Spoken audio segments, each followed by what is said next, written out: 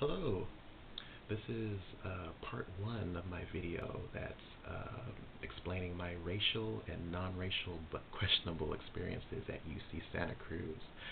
Um, this first part, let me get my notes here. This first part is actually going to talk about my experiences in a class with Karen Tei Yamashita. This was back in 2010, fall 2010, I believe. And more notes here on both sides.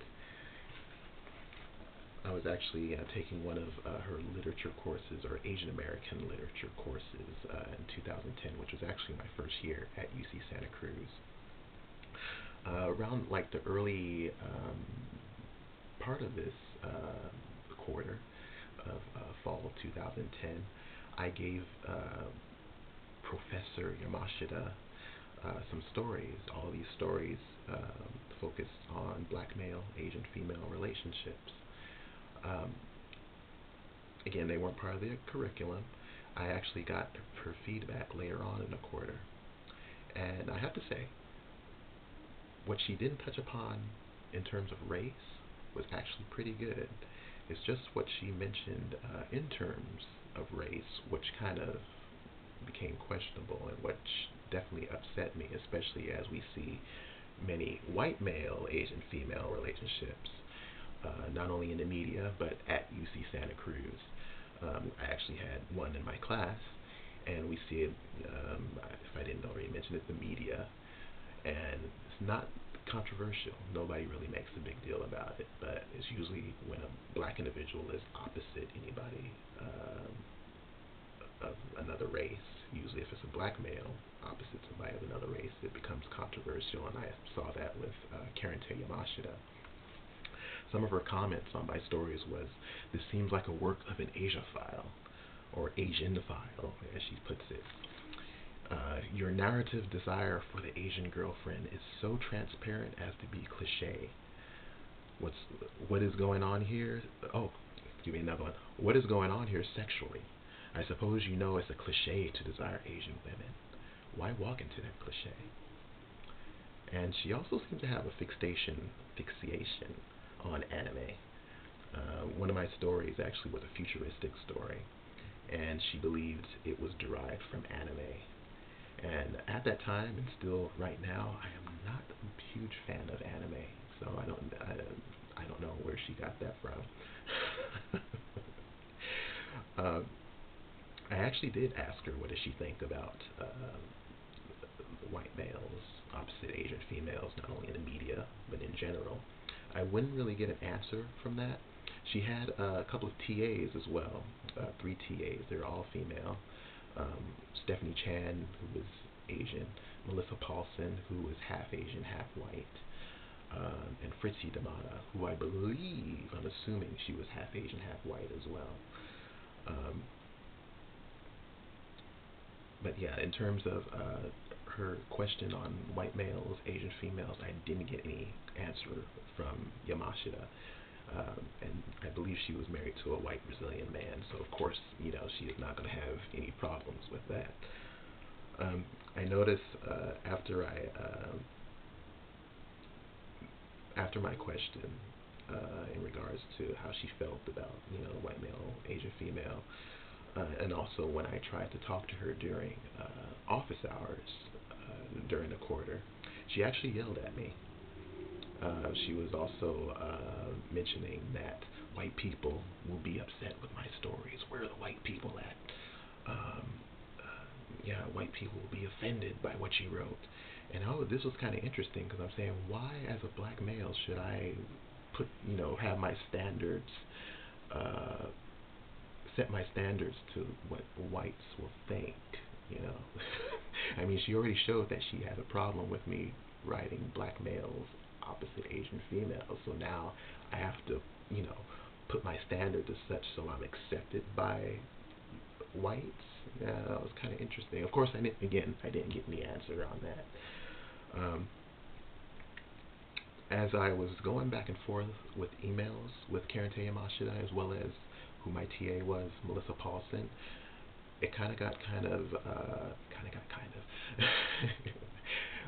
it it did get rough. it kind of got heated. That's the word I'm looking for. Between in our conversations, email conversations, and it got to the point to where Yamashita told me I have to turn in my assignments through the humanities office, put it in an envelope, and leave it in her mailbox rather than giving it to her personally or giving it to the TA.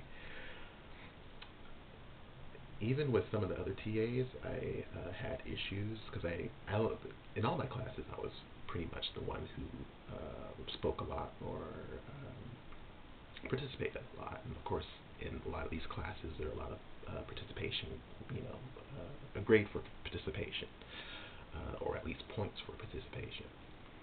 So, especially when we had like a black character in one of the stories that we would cover, I would, make a mention of how the author used that character. And this was during one of our full classes, and Fritzie De Mata and Stephanie Chan, I believe Melissa Poulsen, were handling the class. We were doing the reluctant fundamentalists, and there was a black character there. However, Fritzie was so adamant that this black character was racially ambiguous. I remember there was a white student that turned to me saying, is she all right? It was saying, it's so obvious that he's black. By the way, believe it or not, he talks, and it wasn't stereotypically. Seriously, it's the way he came off and the way he was described. He was so obviously a black character. But at this time, they knew how my approach to in terms of black-Asian relations, not only romantic, but just in general. That was kind of my focus. So there's obviously, some agenda, if, for lack of a better term, going right there, or I would almost say drama, which was already happening in the class.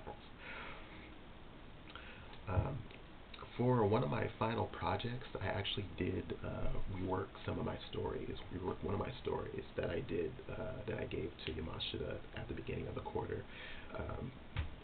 It was actually not exactly a black male Asian female story. It was now a Eurasian female black male story. And I got a C or a C minus on that. What they did was they penciled in a C/C minus and stapled my story with a final essay with no comments on them. And when I would actually ask for comments, I'm getting ahead of myself. It had no comments on it. Toward late in the quarter, which was kind of back and forth which bleeded into the next quarter, I talked with Karen Bassi. Now, Karen Bassi is a Caucasian female who is the dean, I don't know if she still is the dean of humanities.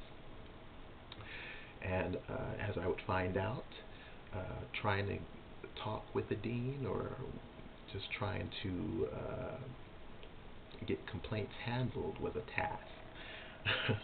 Because what they usually try to do is brush everything under the rug as quickly as possible.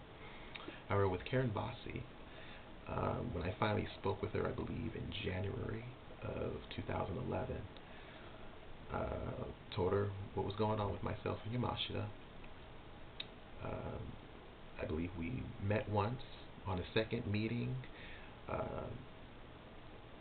think it was a second meeting. I was told that I was going to get an apology from Yamashita.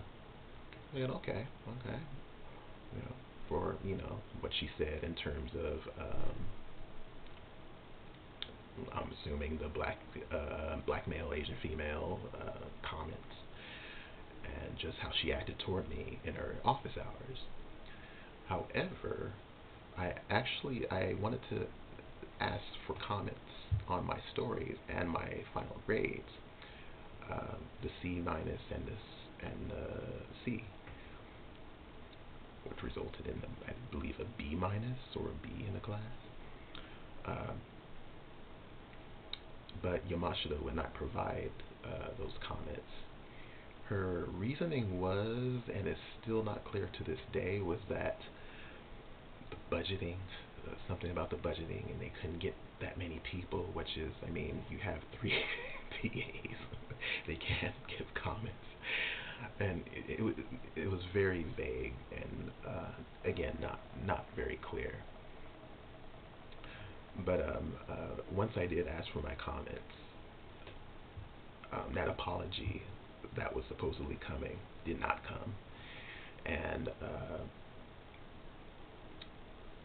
the matter was pretty much closed by Bassi, and I was told by Karen Bassi, who sat back with a smug smile on her face and said, "You probably don't want black people coming to UCSC because of your experience." I gave her a look like, what? uh, it was very, I felt very inappropriate, and even when I eventually complained against her as well as Yamashita with Allison Galloway, the executive vice chancellor, all that would be dismissed. Yeah, and that would be the start of a very interesting time at UCSC. Trying to think if I have anything else to add to this. I probably do. What I'll probably do is do an addendum once I get done with all of my clips here. But I don't want this to run too long. Hopefully it doesn't run too long. And this will be the end of part 1. I'll come up with part 2 in a couple of days. Further experiences, racial and non-racial but questionable experiences at UCSC. Thank you for listening and watching.